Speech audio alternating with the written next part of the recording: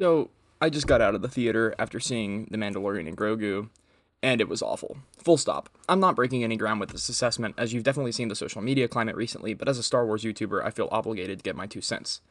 How are y'all doing? My name is Rem. Welcome back to the channel. This is simply a short, broad strokes review concerning the movie, set to some awful Battlefront gameplay, so enjoy. I'll definitely make a much longer video on this movie when it comes to streaming, but let's not waste any more time. As always, I'd like to talk about the actually good things that were in the film before I get into the bad, and I've got to say that the score of T-Mag is incredible.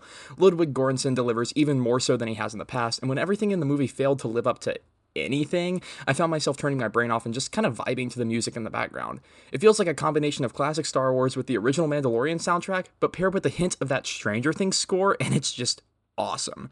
Additionally, I like some of the character work here. It's kind of a mild spoiler, but Rada the Hutt is featured very prominently, and he's actually a standout. Imbo is also great in this. Like, seriously, this man has so much aura, and I found myself locked in whenever he was on screen.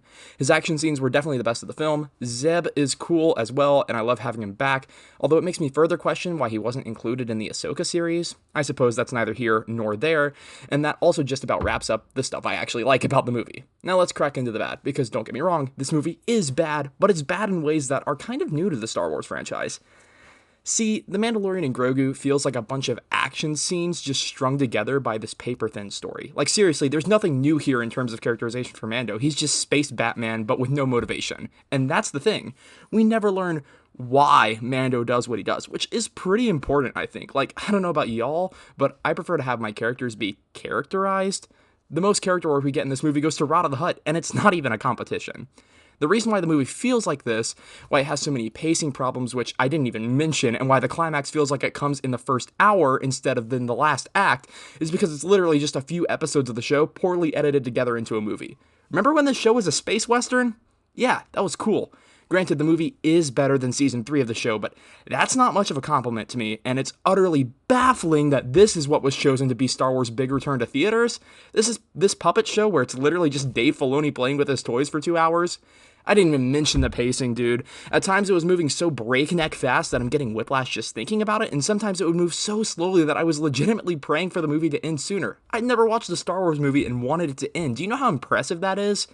There's about 20 minutes towards the end of the movie where it's literally just a compilation of cute Baby Yoda moments. Like, guys, really?